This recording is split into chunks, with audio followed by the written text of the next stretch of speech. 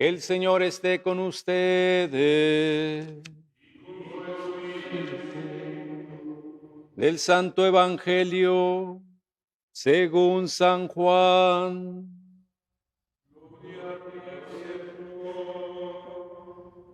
En aquel tiempo Jesús dijo a Pedro: sígueme. Pedro, volviendo la cara, vio que iba detrás de ellos el discípulo a quien Jesús amaba, el mismo que en la cena se había reclinado sobre su pecho y le había preguntado: Señor, ¿quién es el que te va a traicionar? Al verlo, Pedro le dijo a Jesús: Señor, ¿qué va a pasar con éste? Jesús le respondió: si yo quiero que éste permanezca vivo hasta que yo vuelva, ¿a ti qué? Tú sígueme. Por eso comenzó a correr entre los hermanos el rumor de que ese discípulo no habría de morir. Pero Jesús no dijo que no moriría, sino: si yo quiero que permanezca vivo hasta que yo vuelva, ¿a ti qué? Este es el discípulo que atestigua estas cosas y las ha puesto por escrito. Y estamos ciertos de que su testimonio es verdadero. Muchas otras cosas hizo Jesús, y creo que si se relataran una por una, no cabrían en todo el mundo los libros que se escribieran. Palabra del Señor.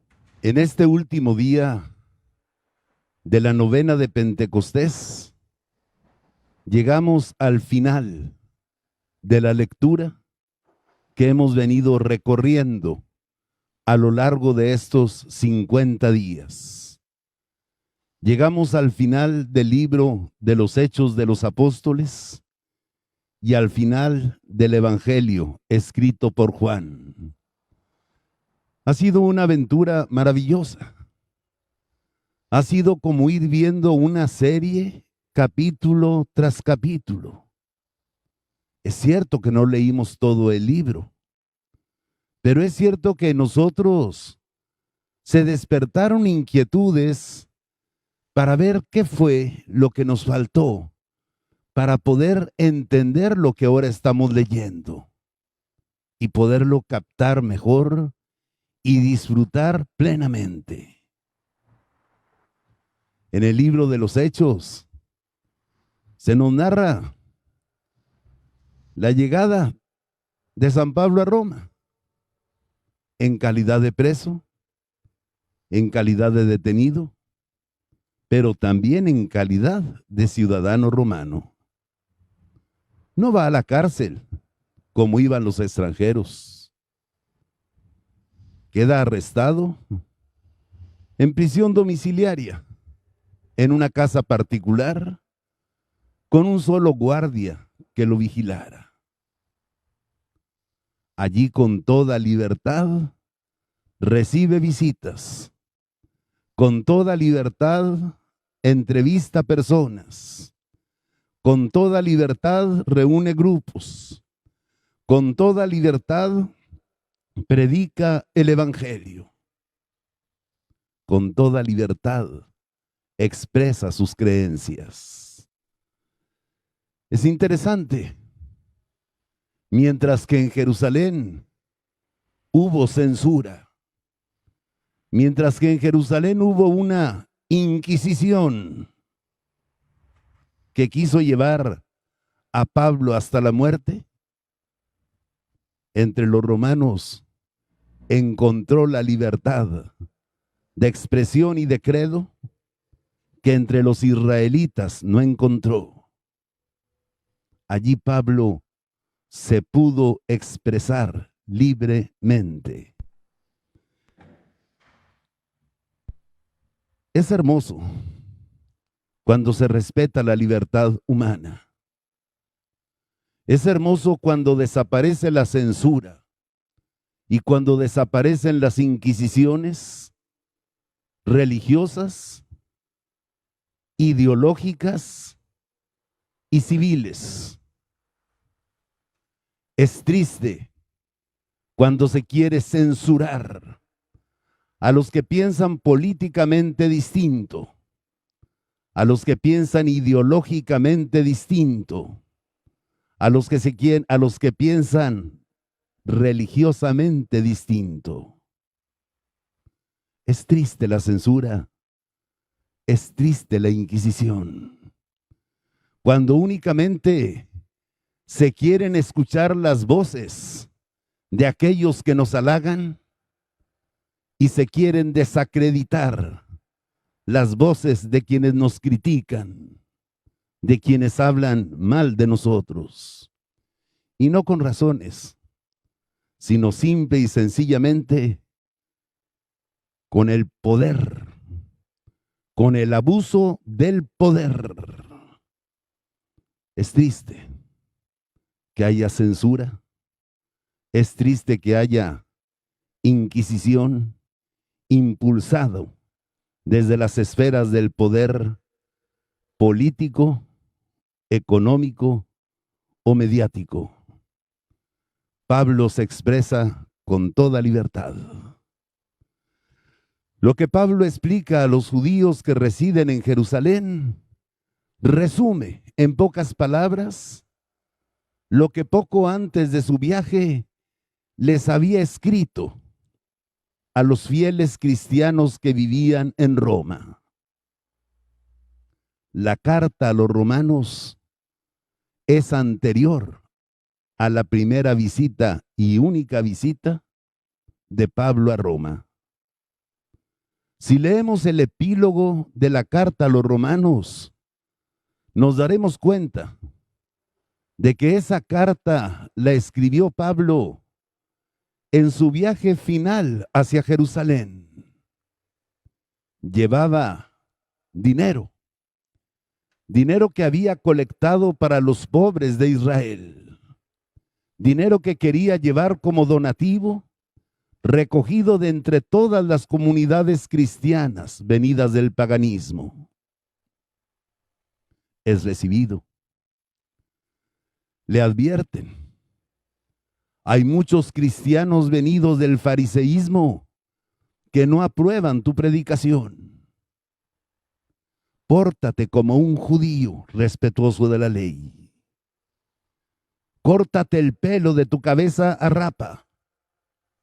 Entra al templo. Purifícate durante 7 días, una cuarentena. Y Pablo obedece a Santiago, cabeza de la iglesia en Jerusalén. Pero unos cristianos que provenían del judaísmo, pero que vivían en la diáspora, descubren a Pablo en el templo y arman alboroto contra Pablo, haciendo que se enardecieran todos los judíos, cristianos y no cristianos de Jerusalén. Y allí es donde empieza la aventura que ya hemos platicado en estos días pasados y que llevaron a Pablo primero a ser detenido por el jefe de la guarnición, luego en Cesarea, en casa del procurador, y ahora en Roma, en una casa particular. En ese último viaje hacia Jerusalén, Pablo les escribe a los romanos y manda saludos. Manda saludos porque conoce a mucha gente, a muchos cristianos que viven en esa ciudad. Entre ellos a algunos que ya han sido mencionados en el libro de los Hechos, como Áquila y Priscila, que tenían su domicilio en Roma, pero que cuando el emperador Claudio los expulsó, se fueron a Corinto. Muerto Claudio y entronizado el nuevo emperador Nerón, llegaron otra vez a Roma. Saludos cariñosos a todos ellos. Si eso escribe en el epílogo y podemos descubrir y datar la fecha en que Pablo escribe, en el prólogo podemos darnos cuenta del vehemente deseo que Pablo tenía de visitar esa comunidad de Roma. Lo dice y lo repite con insistencia. Y a lo largo de la carta les explica a los cristianos provenientes del judaísmo y del paganismo cuáles son las causas por las que en Jerusalén quisieron deshacerse de él. Empieza a hablar de la importancia de las cosas. Hay una condena contra los paganos, su vida degenerada, condena fuerte, que vale también para nuestros tiempos. Ojalá los leamos. Dios los castigó entregándolos a las pasiones de su estúpido corazón y llegaron a las cosas más absurdas. Y parece que está describiendo nuestra época. Léanlo. Después viene una condena a los judíos. Ustedes no son mejores por estar circuncidados. Ustedes hacen las mismas cosas que los paganos. Ustedes predican no robes y sin embargo roban. Predican no adulteres y sin embargo adulteran. Ustedes son iguales. Todos somos pecadores. Algunos se creen salvos porque están circuncisos. Pero ¿de qué sirve la circuncisión si no se cumple la ley? ¿Y por qué no van a salvarse los incircuncisos si cumplen esa ley que llevan grabada en su corazón? Y les recuerda que mucho antes de que existiera la ley de Moisés, Abraham, Isaac y Jacob fueron considerados justos por Dios, por la fe, no por la ley. Justos ante Dios. Y va hablando de que la nueva alianza no significa una infidelidad de Dios, sino la plenitud de la antigua alianza. Hay temas tan interesantes en esa carta. ¿Cómo desearía que la leyeran? ¿Cómo desearía que leyeran esa carta? La carta a los romanos. Fabulosa. Por su parte, el evangelio de hoy también es fabuloso. Empieza donde terminó ayer. Jesús le dice a Pedro, sígueme, sígueme.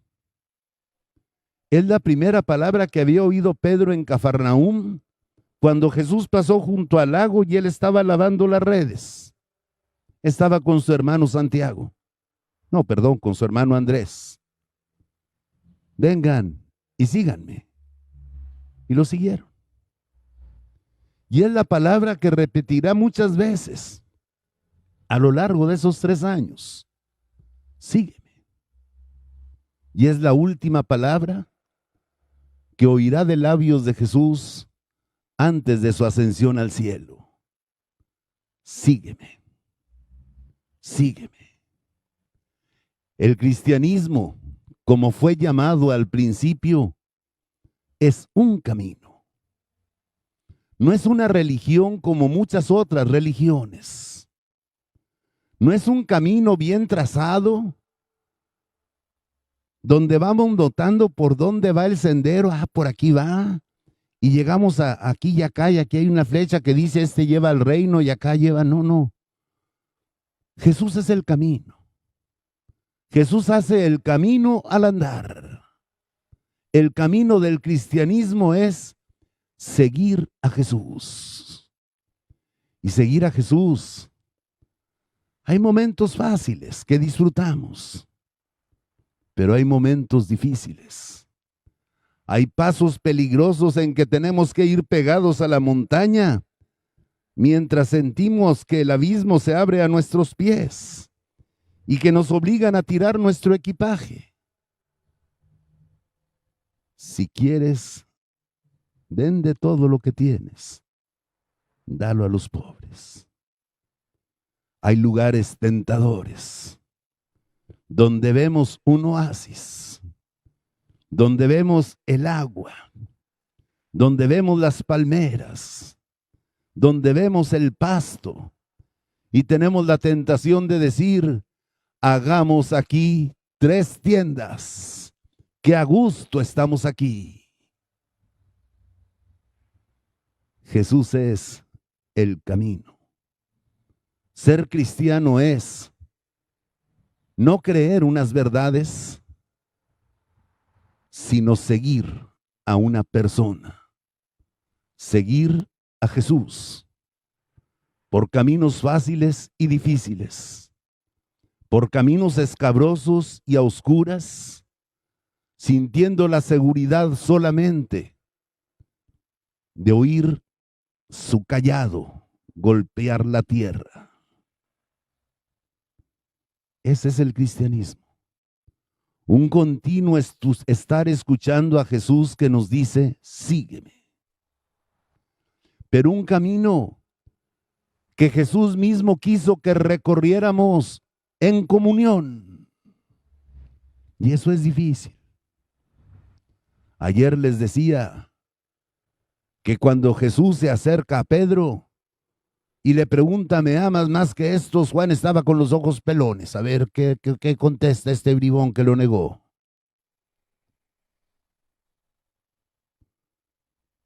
Y que a lo mejor Juan se hacía la pregunta, ¿por qué si yo soy el discípulo amado, por qué le encarga el rebaño a Pedro? No es el que más lo ama. Ni siquiera lo ama. No es el más fiel. No es el más listo. No es el que tiene más liderazgo. ¿En qué se fija Jesús? En su sola voluntad. Pedro es la cabeza de la iglesia porque Jesús así lo decidió. Y ya. Dejemos que Dios sea Dios. No queramos imponerle a Dios nuestros criterios. Dios actúa soberanamente por encima de nuestros criterios. Así lo decidió. Pero si Juan sentía envidia por Pedro, Pedro también siente envidia por Juan. Va siguiendo a Jesús y voltea para atrás y ve que ahí viene Juan. Y le pregunta a Jesús, ya me dijiste qué clase de muerte voy a tener. ¿Y este? Este tiene su nombre. Pero Pedro no quiere decir su nombre. Hay un desprecio. ¿Y este? Y Jesús le contesta, y si yo quiero que este permanezca vivo hasta que yo regrese, ¿a ti qué te importa? ¿A ti qué te importa? Es interesante. A veces uno le llama la atención a un fiel laico por una cosa y luego, ¿y por qué aquel no le dice nada? Y si no le quiero decir nada, ¿a ti qué te importa? A veces a un padre le puedo llamar la atención por una cosa y me va a decir, hay otros peores que yo y no les dice nada. ¿A ti qué te importa? Bonita respuesta. Apréndansela. Para que cuando alguien les haga ese tipo de preguntas queriendo desacreditar a terceros, ustedes les digan, lee el Evangelio de Juan, capítulo 21, versículo 22. Allí Jesús te va a dar la respuesta. ¿A ti qué te importa? Bonita respuesta. Tú sígueme. No te fijes en la conducta de los demás. Eso déjamelo a mí. No juzgues. Eso déjamelo a mí. Tú sígueme. Tú haz lo que tienes que hacer. No andes metiendo las narices en la vida de los demás. Tú sígueme. Se vuelve a repetir el llamamiento.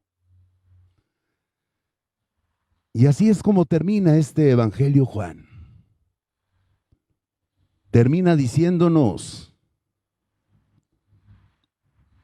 que muchos interpretaron mal las palabras de Jesús y que vieron morir a cada uno de los demás apóstoles y que Juan sobrevivía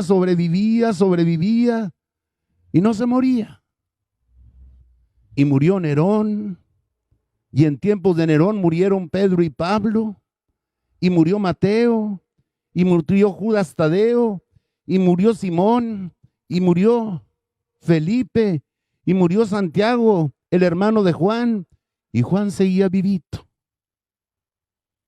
Y algunos dijeron, es que Jesús dijo que iba a vivir hasta que él volviera. Y Juan los corrige, les dijo, no. Eso no lo dijo Jesús. Lo que dijo Jesús es esto.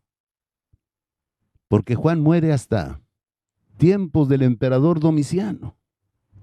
Después de Nerón siguieron Galba, luego Otón, luego Vitelio, luego Vespasiano, luego Tito y luego el emperador Domiciano. Muchos años después. Y Juan nos advierte por qué escribió este evangelio. En este evangelio Juan nos cuenta cosas que no nos relataron ni Mateo, ni Marcos, ni Lucas. Quiere completar la visión que tenemos de Jesús. Quiere completarla. Todo lo que leímos del capítulo 3 del diálogo con Nicodemo no aparece en ningún otro evangelio. Todo lo que leímos del capítulo 6 sobre la Eucaristía no aparece en los otros evangelios. Todo lo que escuchamos en el capítulo 10 sobre el buen pastor no aparece en los otros evangelios. Todo lo que estuvimos viendo en esa casi mitad del evangelio de lo que aconteció en el cenáculo no aparece en los otros evangelios. Muchas otras cosas hizo y dijo Jesús, y tampoco en este libro están escritas. Ni en aquellos 3, ni en este. Y si quisieran escribir todo lo que Jesús hizo y dijo, no cabrían en el mundo todos los libros que se escribieran. Para Juan es claro que las Sagradas Escrituras no agotan la revelación. Que la revelación es no solo escritura, sino también es esa tradición oral que se va transmitiendo de generación en generación. Para Juan es claro que la regla de fe no es la sola escritura. Pero para Juan también es claro que la escritura no puede ser interpretada al arbitrio de cada uno. Es un libro escrito por la iglesia y es un libro escrito para la iglesia.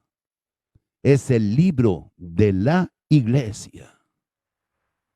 Algunos interpretan así la palabra de Jesús. Se equivocan. Jesús no dijo eso. No hay libre examen. Tenemos que ser fieles a la palabra de Jesús. Y para eso Jesús constituyó apóstoles. La iglesia continuará su camino. El último de los apóstoles morirá. Y la iglesia seguirá escuchando a Jesús, que en medio de la oscuridad nos dice, sígueme. Y tendrá la tentación de detenerse en muchos oasis. Y tendrá terror de pasar ante muchos desfiladeros. Y le dará miedo cruzar ríos y pasar entre las aguas. Sígueme. El camino de Jesús es el seguimiento de su persona. No es un recetario. A lo largo del camino van ocurriendo imprevistos. Encontramos un hombre tirado en el camino porque lo golpearon unos bandidos. ¿Qué haría Jesús? A lo largo del camino encontramos víboras, lobos y animales salvajes. ¿Qué haría Jesús? A lo largo del camino encontramos salteadores, bandidos. ¿Qué haría Jesús? Sígueme. Aprender a recorrer el camino que Jesús recorre, confiados en Él y tratando de seguir sus huellas. Y la iglesia seguirá caminando, porque las instituciones eclesiales no son fijas, sino desmontables, y tienen que irse adaptando a los tiempos cambiantes del camino que recorremos. Sígueme. Que esa palabra nunca se borre de nuestro corazón. Sígueme. Yo soy el camino. Tú le puedes decir a Jesús, no, Señor, mira, aquí está el camino bien marcadito, esta es la sendera. No. El camino soy yo. Sígueme.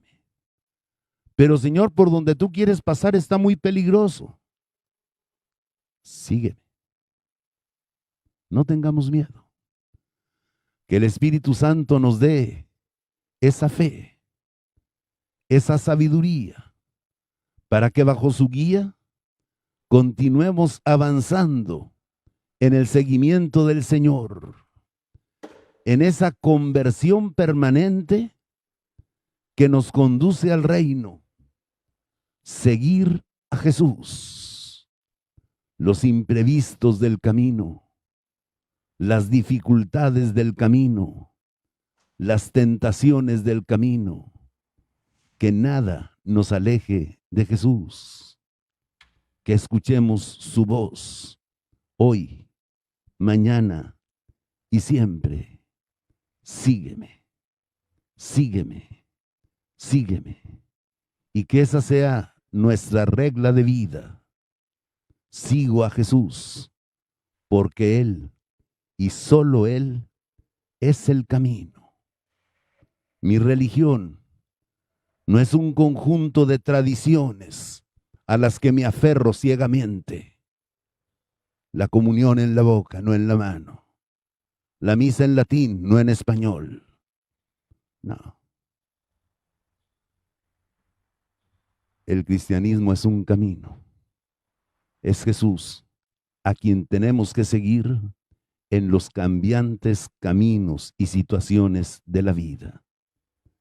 Que Dios nos bendiga y que esta noche, al orar, imploremos de todo corazón que venga a su iglesia, que venga a todos, que venga a cada uno el Espíritu Santo de Dios, el Espíritu del amor, el Espíritu de la comunión, el Espíritu de la verdad, el Espíritu que nos hace libres, el Espíritu Santo. Que nuestra misa sea esa plegaria. Envía, Señor, tu Espíritu y renueva la faz de la tierra, y renueva la faz de tu iglesia, y renueva nuestras faces, nuestros rostros.